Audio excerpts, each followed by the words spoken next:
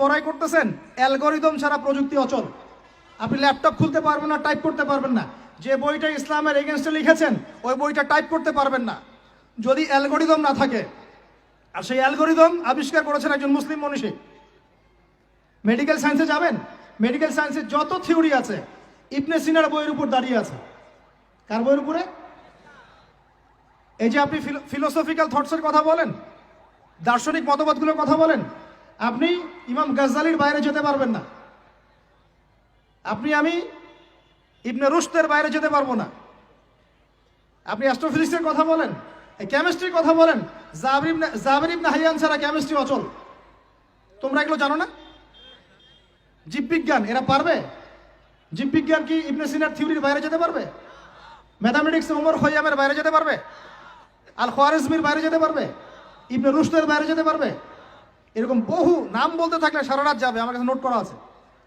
এমন কোনো সাবজেক্ট নাই।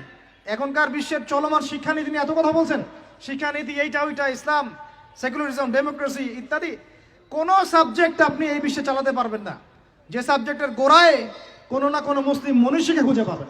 এই সব আবিষ্কার ও উন্নয়নের নেপথ্যে মুসলিম বিজ্ঞানীদের অবদানের শিকড় সন্ধানী ইতিহাস জানতে আজই সংগ্রহ করুন professor Salim T S. Al Hassani রচিত, ন্যাশনাল জিওগ্রাফিক থেকে প্রকাশিত 1001 invention the enduring legacy of Muslim civilisation নামের বিখ্যাত গ্রন্থের বাংলা অনুবাদ গ্রন্থ মুসলিম সভ্যতার 1001 আবিষ্কার। বাংলা ভাষায় গ্রন্থটি অনুবাদ করেছেন বেস্ট সেলার বই প্রোডাক্টিভ মুসলিমের অনুবাদক মিরাজ রহমান এবং ব্যবস্থাপনা ও উন্নয়ন বিশেষজ্ঞ মোহাম্মদ আবুল বাশার।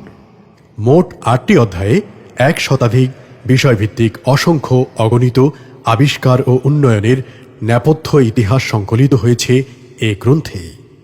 পাশাপাশি যুক্ত করা হয়েছে মুসলিম সভ্যতার উন্নয়নের সময়কাল ও মুসলিম সভ্যতার প্রধান প্রধান অবদানের মানচিত্র শিরোনামের 2টি ব্যতিক্রমধর্মী টাইমলাইন, অসংখ্য হিস্ট্রিক্যাল দুর্লভ ও বিরল ছবি সম্বলিত 9.5 ইঞ্চি বাই 6.5 ইঞ্চি সাইজের 376 পৃষ্ঠার বৃহৎ কলেবরের গ্রন্থটি প্রকাশ করেছে সুলতানস।